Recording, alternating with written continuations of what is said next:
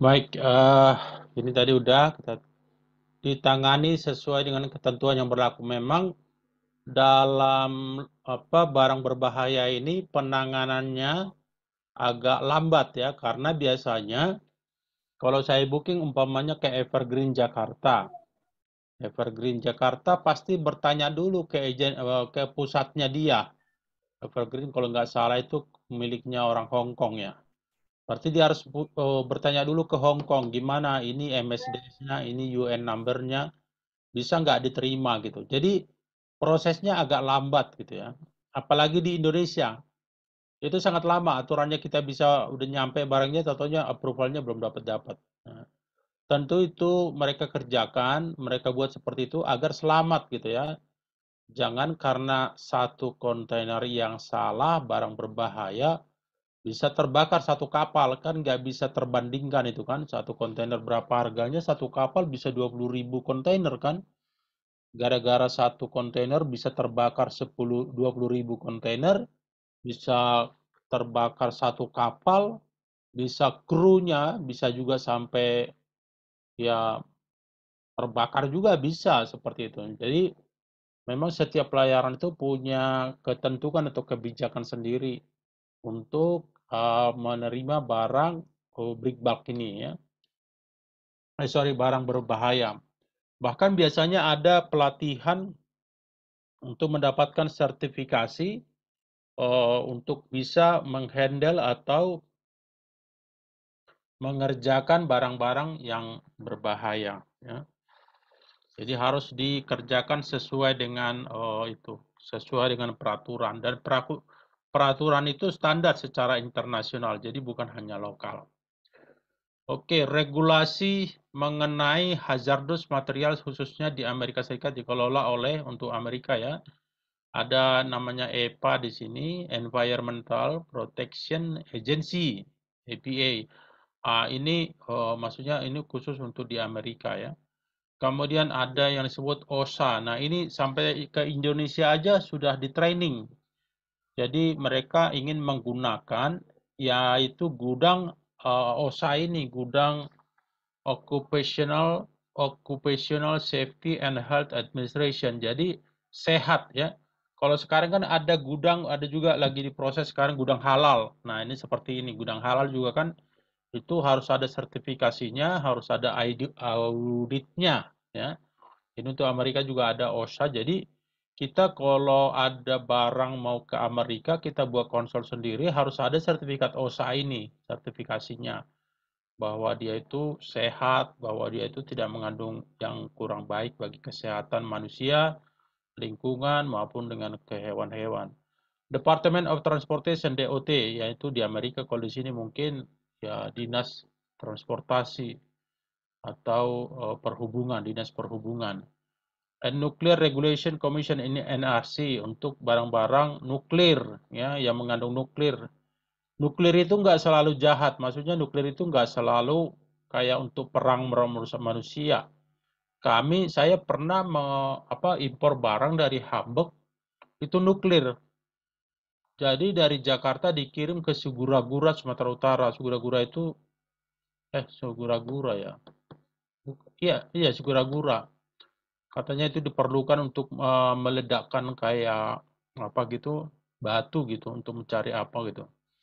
Jadi waktu itu kita harus ada izin dari Bapeten. Bapeten itu Badan Tenaga Nuklir Indonesia, Bapeten namanya. Jadi itu benar-benar di diawasi ya, karena dia umpamanya dari Jakarta harus ke Sigura-gura, Sigura-gura itu di Sumatera Utara. Jadi dari Jakarta nanti lewat dari Merak Bangkahuni kan di pelabuhan penyeberangan. Nah, itu juga harus ada izinnya khusus. Nah, itu kalau ada apa-apa siapa yang dikontak udah ditulis itu. Kalau ada masalah dengan kartu ini siapa sih kontak personnya gitu. Terus kalau umpamanya bocor apa yang kalau kena tangan manusia apa yang harus dilakukan? Apakah harus cukup hanya cuci tangan atau harus cuci pakai sabun seperti itu. Karena kadang-kadang barang berbahaya itu ada juga yang melukai gitu, seperti melepuh ya, melepuh di tangan manusia gitu ya.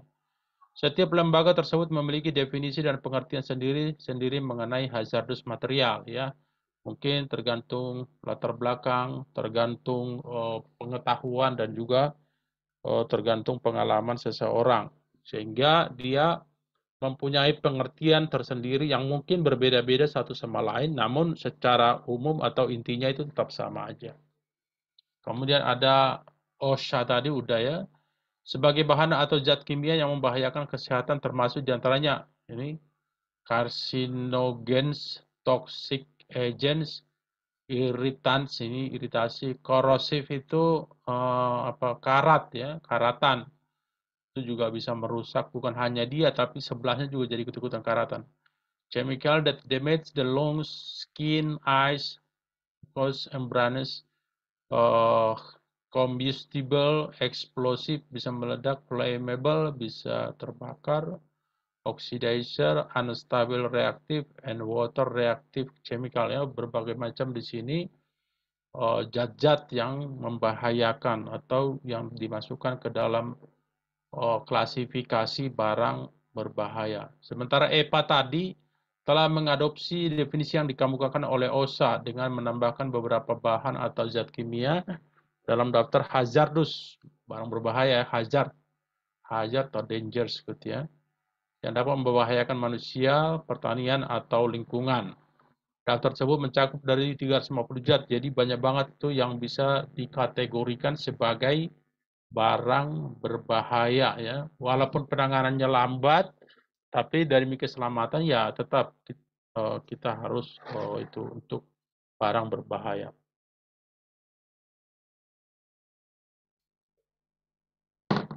Ada pertanyaan?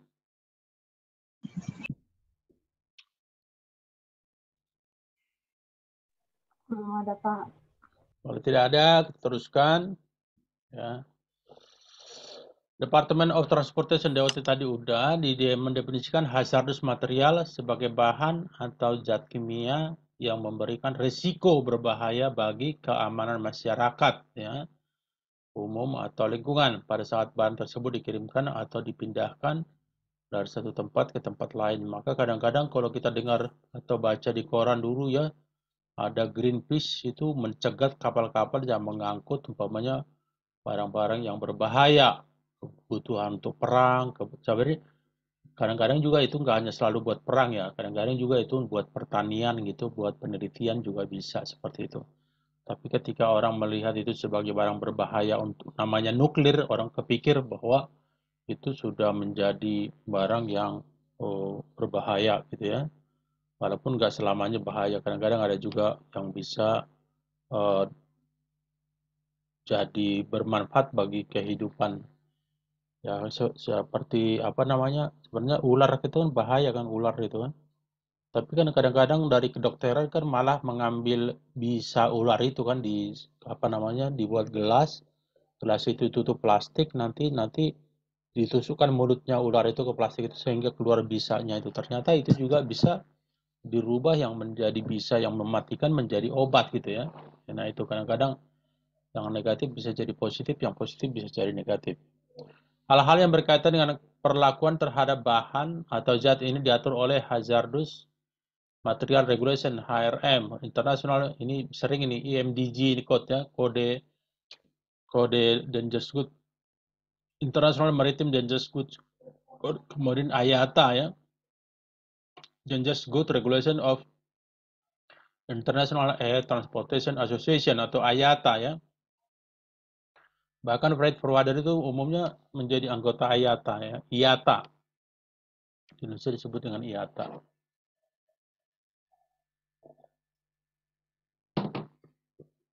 Kemudian technical instruction of the International Civil Aviation Organization ICAO, United States Air Force itu untuk American United Force Air Force, preparing hazardous materials for military air shipment ya.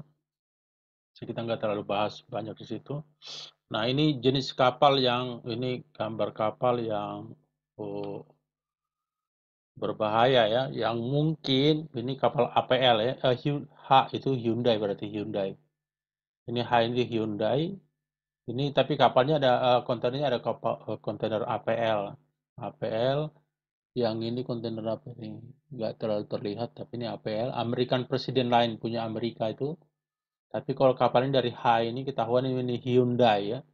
Jadi ini terjadi kebakaran, lihat nih dari sini. Coba gara-gara mungkin satu kontainer tidak melaporkan bahwa itu barang berbahaya, bisa satu kapal jadi rusak semua, terbakar ya. Dan bisa ke kapal ini juga, ke lambungnya ini dia bisa juga jadi rusak semua. Tadi mungkin gara-gara hanya satu kontainer. Dari itu ada bagus secara moral bahwa dilaporkan ya, dilaporkan bahwa itu adalah barang berbahaya, karena kalau tidak di-report dianggap barang biasa, nanti penempatannya tidak khusus sehingga bisa merusak, bisa terjadi kebakaran, bisa juga mungkin terjadi ledakan, atau juga mungkin terjadi umpamanya sampai merusak kargo di sebelahnya ya, seperti ini ya. Mungkin ya ini jenis-jenis ini, kalau ini mungkin salah muat, ini kargo berat, dia rem mungkin langsung joblok ke sini. Ini kapal apa, ini ada tangga apa tuh, kontainer sudah apa roboh, ini kayaknya nih Ville de Orion, ini kapal kalau nggak salah ini kapalnya CMA CGM, ini punya orang Itali ya. Ini sebagai contohnya aja, ini Ville de Orion ya, saya lupa apa, MSC atau NYK. Ini jenis-jenis bisa juga kan terjadi seperti ini, rusak ya, kerusakan, bisa juga tergelincir, bisa terjatuh seperti ini ya, dari aturannya naik, tentunya dia jatuh di belakang. Ini kenapa di sini pas, padahal udah ada lasing-lasingnya di sini, ini lasing. Ini harus diikat benar ke kontainer ini kan, trailer kalau nggak salah ini. Oh, ini low bed ya. Kayaknya di low bed nih. Sebenarnya udah ada tempat ikatannya gitu. Dan ikatannya itu talinya aja itu harus ada, nggak, bukan tali biasa, tapi punya sertifikat. Sertifikat dari Departemen Tenaga Kerja ya. Bisa di bahwa apa, talinya itu bagus gitu, tidak tidak merugikan.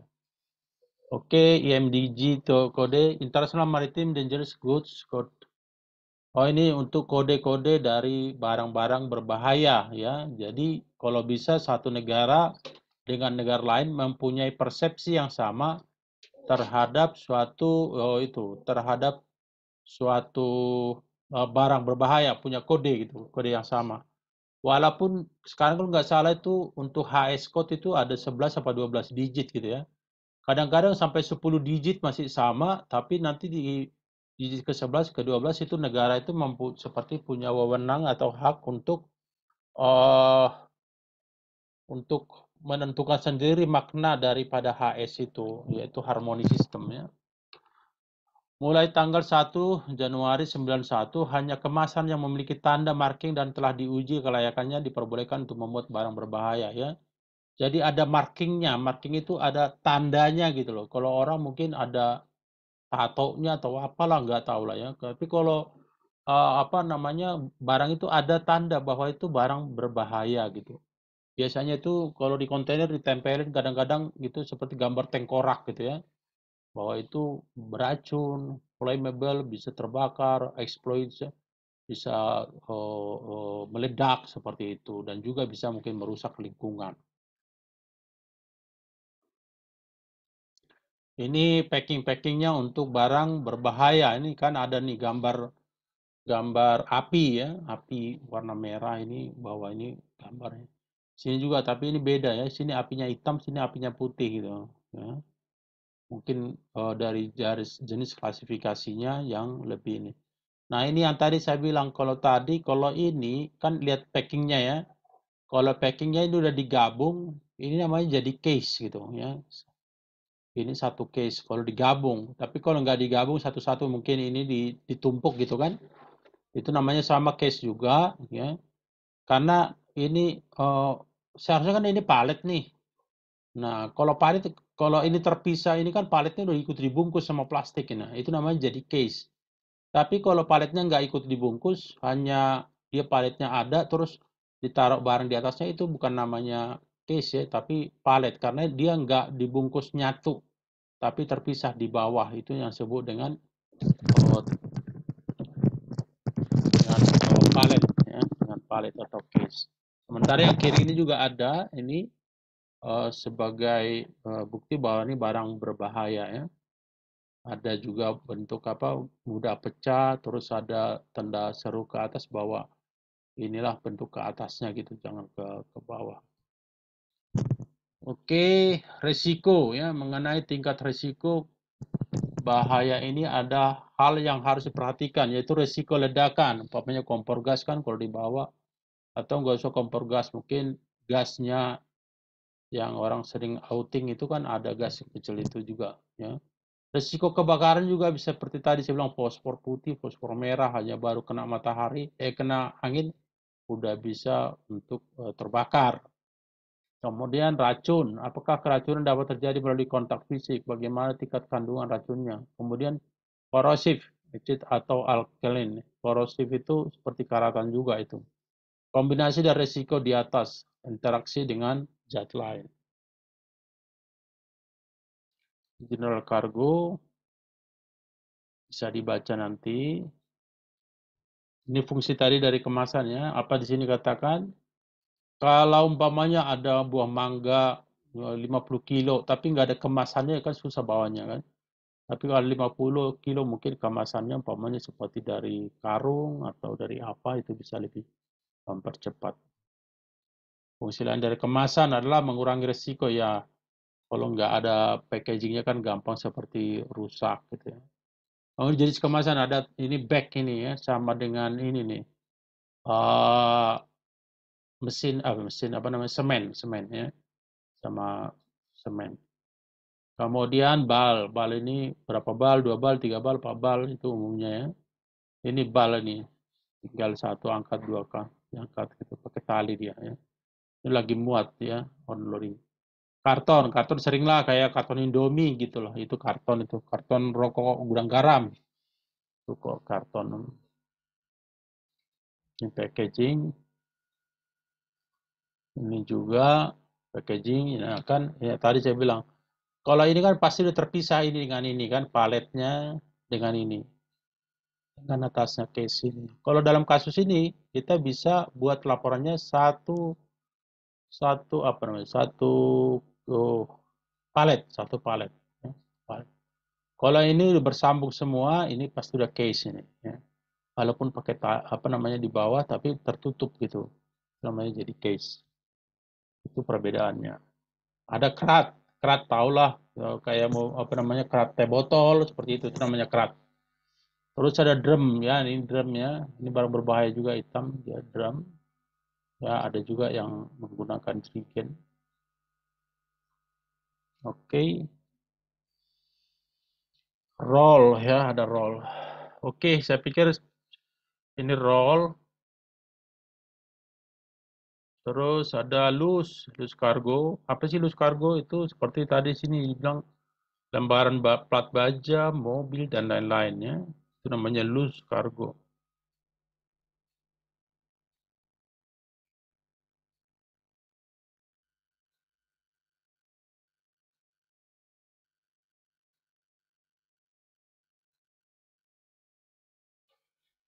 Oke, saya pikir cukup sampai di sini. Ada pertanyaan?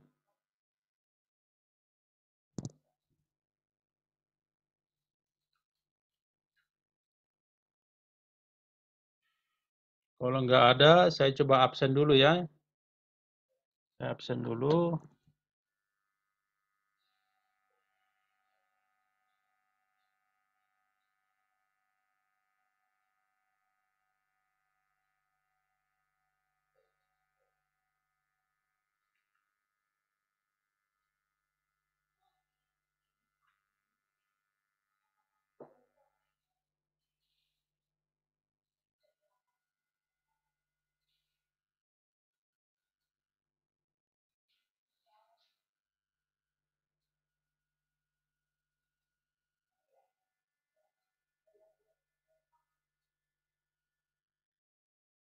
Oke, saya panggilkan namanya ya. Kalau nggak ada berarti ya absen ya. Mohon maaf. Pertemuan kedua, Ahmad Sakuku. Tidak ada ya? Ya, hadir Pak. Hadir? Hadir Pak. Oke, thank Hadir you. Pak. Armatia Juliantika.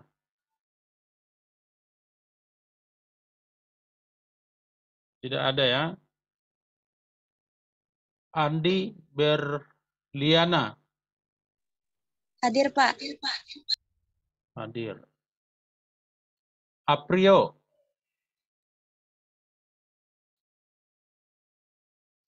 Aprio tidak ada.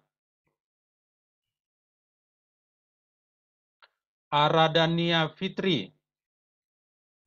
Hadir, Pak. Oke. Arizona.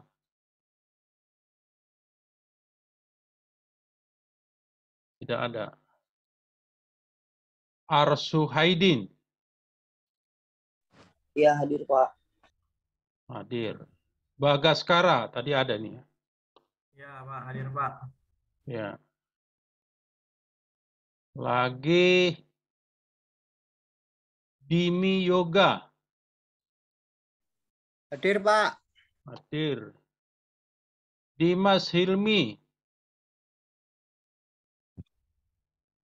Adakah?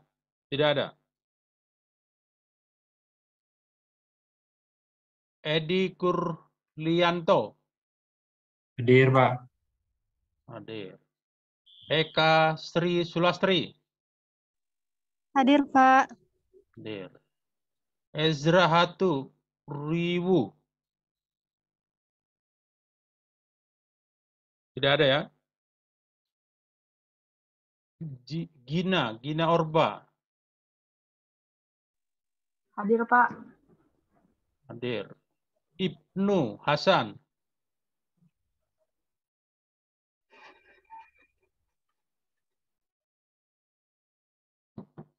Ibnu tidak ada. Iik Maulana tadi ada nih. Hadir Pak. Ya. Hoirudin. Hadir, Pak. Hadir. Maijuk Nazmudin Gairi. Hadir, Pak. Oke. Michael Juventus.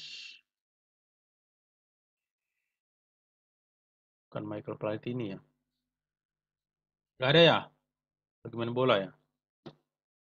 Muhammad Rafli. Hadir, Pak. Good. Muhammad Rizal. Hello. Muhammad Rizal. Berarti tidak ada. Lagi Mutiara Anissa. Tidak ada. Mutiara As-Sakinah. Tidak ada. Nur Apriani. Hadir. Hadir, Pak. Hadir ya. Oke, good. Rica. Kayaknya ada tadi nih. Ada ya? Hadir, Pak. Hadir ya. Iya, hadir, Pak. Rizky Santoso. Hadir Pak. Good.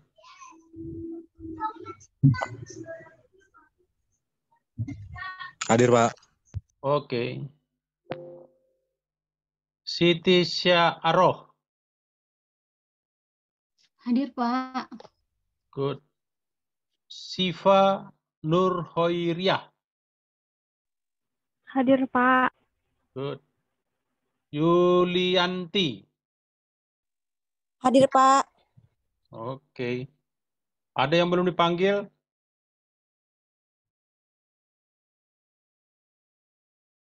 Baik, kalau tidak ada yang mau bertanya?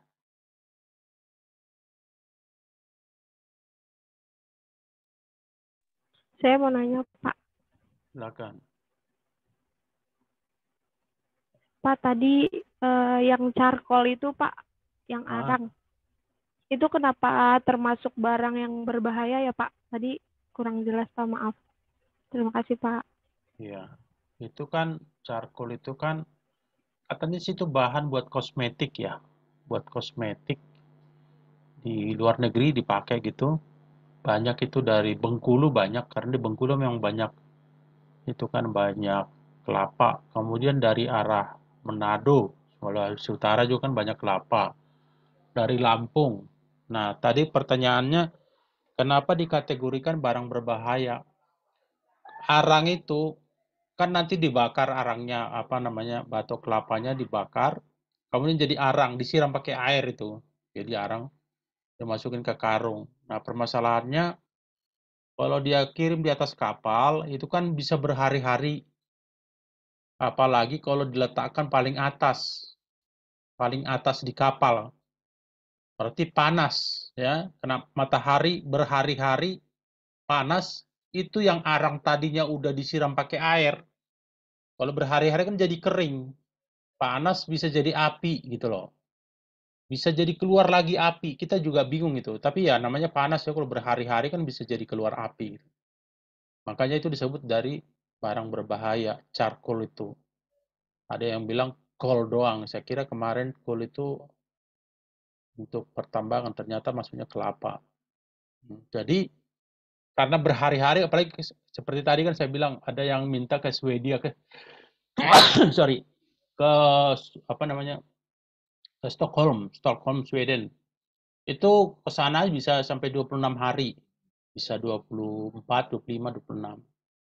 Nah, kalau berhari-hari kena panas di atas kapal, nah itu bisa terbakar.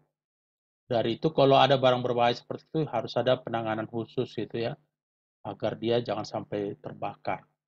Jadi itu makanya kenapa itu dikategorikan sebagai barang berbahaya. Kalau yang lainnya kan yang mengandung gas, yang kadang-kadang mengandung elektronik, mainan anak-anak, mobil-mobilan yang ada mesinnya itu banyak barang berbahaya juga itu. Katanya ada entah baterai juga masuk barang berbahaya. Apalagi yang basah ya, baterai basah, baterai kering. Apalagi barang berbahaya, obat-obatan yang kimia-kimia, itu dangerous good juga kan, barang berbahaya.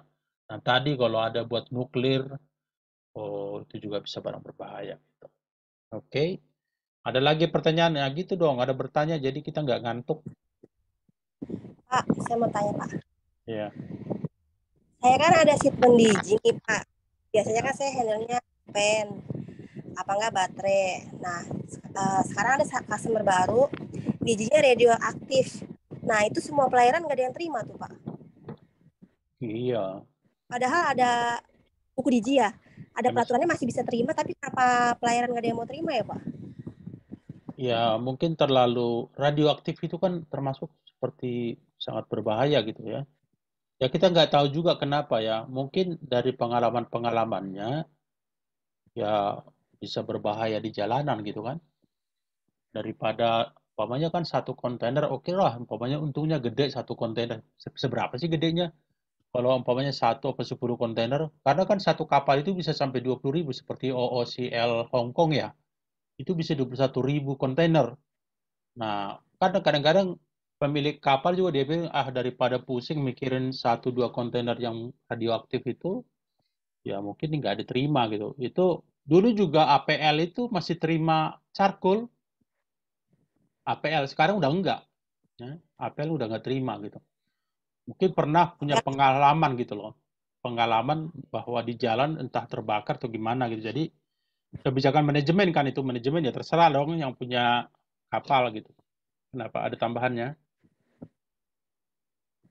Ya, ada tertuang di dalam buku Digi ya, kalau radioaktif masih diterima, tapi pelayaran semua nggak ada yang mau terima. Iya. Mungkin juga malas umpamanya orangnya yang ngurus gitu loh. Orangnya maksudnya marketingnya. Karena kan itu harus ada approval ini, harus ini, banyak banget. Nggak boleh. Kalau kami biasanya dulu dari center katanya. Dari apa, dari des, dari pusat. Dari pusat, umpamanya kalau dulu kami perusahaan Swiss gitu, itu harus dari Jerman sana, dari Swiss yang approve. Boleh apa enggak? Dan itu kan butuh waktu. Ya, enggak. Jadi barang berbahaya itu nggak bisa dadakan gitu. Kecuali umpamanya kelasnya nggak terlalu berbahaya banget gitu ya. Tapi kalau berbahaya ya mungkin juga ada, mungkin yang terima itu mungkin nggak semua, karena nggak mungkin semua menolak kan. Pasti ada yang terima. Cuma mungkin belum ditelepon kali semuanya pelayaran. Saya kemarin barang berbahaya diterima sama MSC. Yang tadi saya bilang itu ke apa? Charcoal itu ke ke Karachi. MSC yang terima, yang lain nggak ada terima satupun. Karena terakhir seingat saya APL masih terima, ternyata udah nggak lagi gitu ya. Jadi seperti MSC udah nggak terima, yang jawaban cuma SMA. saya masih game. Iya, nggak ada jawab-jawaban, nggak reply. Oh, ya mungkin yang tadi radioaktif nggak diterima, tapi charcoal mereka masih terima. Charcoal itu kan. Padahal kelasnya 7, Pak, kelas 7. Harusnya kelas 7 kan nggak terlalu berbahaya ya, Pak. Iya, itu kebijakan perusahaan itu, maksudnya bukan atas pemerintah kan. Kalau saya punya kapal lah gitu ya, ternyata selama ini mungkin kita terima, ternyata pernah berpengalaman buruk, udahlah ngapain terima-terima bikin. Gara-gara satu kontainer bisa resiko satu kapal kan, nah itu. Tapi kalau rajin nyarinya, umpamanya saya nggak tahu ibu di mana punya kantor pusatnya. Biasanya ditanya ke sana bisa itu. Tanya kantor pusatnya, yang biasa untuk beri terima barang seperti ini siapa gitu loh. Dari pusat kan biasanya lebih tahu karena mereka biasanya punya kontrak kan, global kontrak dengan pelayaran gitu loh. Harus ditanya. Kadang-kadang kasihan juga customer gitu kan. Iya, kasih. Apalagi PT baru, maksudnya jadinya kan mau golin customer baru malah nggak jadi mas. Iya. Tapi memang yang baru ini juga kadang-kadang karena saya juga kemarin ini sampai hari Jumat lalu kami sampai ini yang aku ceritakan kalau nggak salah minggu lalu ya mengenai barangnya dari Ningbo itu. Hari Jumat kami sampai audiensi ya sama itu bea cukai. Jadi di Zoom pakai lewat Zoom masih online. Itu dari P2 ada, dari Sisi ada, bagian PPD ada. Itu semua ada gitu. Saya dalam hati gini loh. Ini orang bea cukai ini paling malas kan kalau kita minta ketemu kan paling malas dia kan Ya. kayak presiden aja gitu loh. Dan itu banyak banget yang ikutan. Aja banget. Saya udah pikir nih ini kargo bakal bermasalah ini. Karena setiap orang udah hadir, mereka paling sebel kan sama customer yang banyak permintaannya kan gitu, sebel dia aturannya santai. Jadi ikut dia melampiaskan. Akhirnya memang malamnya jadi apa namanya SPBL ya, sebagian dirilis, sebagian enggak gitu loh. Cuma waktu malam hari Jumat, waktu kami ditentukan gudangnya harus dipindah ke MSA, tahu kan yang di sebelahnya KBN, yang di dekat jembatan itu ada MSA, tempat pelelangan. Nah, waktu kita telepon kepala gudangnya, dibilang, maaf, kita jam 5 udah tutup katanya. Padahal kita telepon jam 6 kan. Tutup, Sabtu libur, Minggu libur, paling Senin. Wah, yang punya barang marah-marah. Nah, saya bilang, kan mereka yang bilang tutup. Nah, akhirnya dia, ini yang punya barang, kemarin saya bilang itu ahli, apa namanya, salah seorang tim ahlinya wakil presiden, entah gimana sampai dia telepon menteri, wah orang itu semua jadi siap gitu. Bahkan bukan biasanya yang kita telepon bea cukai susah, ini 3 orang penelepon kita. Saya lagi ngajar gini, telepon saya nggak angkat itu marah-marah bea cukainya. Kita udah domel-domel ini katanya gitu. Akhirnya malam itu dari dikawal P2 kan sampai ke MSA. Besoknya kan aturannya tutup. Saya datang pagi, saya ikut ke itu karena udah nggak enak sama yang punya barang. Direkturnya soalnya ikut datang juga. Saya ikut ke MSA pagi-pagi. Mereka cerita, seumur umur Pak baru 2 kali ini saya begini katanya. Lagi libur suruh masuk. Pertama dulu Yusuf Kala punya barang katanya. Nah yang kedua Bapak ini katanya gitu. Jadi akhirnya pagi saya jam 10 udah di jam 9 kali ya. Jam 9 saya sudah sampai situ. Terus datang kepala gudang, terus dibongkar itu barang, hanya 5 item itu nggak boleh SPPB karena salah dalam PI, persetujuan impornya, tapi yang lain bisa. Nah, setelah saya dibongkar kan dimasukin lagi barang, disisakan di luar yang SPBL itu. Itu P2-nya lama banget datang. Saya sampai 1 jam nunggu di sana, nggak datang. Terus saya telepon lagi nih orang yang punya kargo. Yang saya bilang tadi ahli teman juga yang tim ahlinya wakil presiden. Ini Pak, nggak tahu 1 jam saya tunggu. Dia juga telepon lagi orang bea cukainya, udah kepala apa aja saya nggak tahu lah. Tiba-tiba lah nongol lah gitu. Yang mengaku orang bea cukai, tapi celananya pakai celana jeans, terus celana anak muda sekarang yang depannya itu bolong-bolong gitu, yang lututnya itu bolong-bolong gitu kan. Terus dia foto-foto, terus dia telepon dalam hati saya, ini mah bukan orang bea cukai ini. suruhannya kali kan, karena di foto-foto dikirim ke orang bea cukai. Akhirnya jam 11 lewat 4 menit keluar. Waduh, kita senang banget tuh. 11 lewat 4 keluar, udah bisa dikirim ke Ningbo. Dan tadi saya hitung demurrage-nya itu udah storage-nya itu udah hampir 11 juta, nggak seperti itu. Jadi itu ya lika-likunya gitu. Ya cukai juga kadang-kadang aduh ngeri saja sih cukai. Nah itu mengenai tadi barang saya juga nggak bisa kasih tahu, nggak tahu saya kenapa ditolak gitu ya. Tapi kalau saya juga punya kapal, daripada terbakar risikonya tinggi banget, mending saya tolak gitu loh. Gitu ya. Oke, saya pikir udah jam 8 lewat 14. Sampai di sini pertemuan kita. Terima kasih buat malam ini. Semoga besok-besok bisa datang semua. Dan kalau bisa ya sebelum minggu ini kita masuk sekali lagi. Paling tidak bisa 6 kali kita bertemu sebelum kita tes. Baik, terima kasih semuanya. Selamat malam. Sampai ketemu di hari-hari berikutnya. Terima kasih. Terima kasih Pak, selamat malam. Terima kasih Pak. Terima kasih Pak. Terima kasih Pak. Terima kasih ya Pak. Yo. Assalamualaikum. Waalaikumsalam.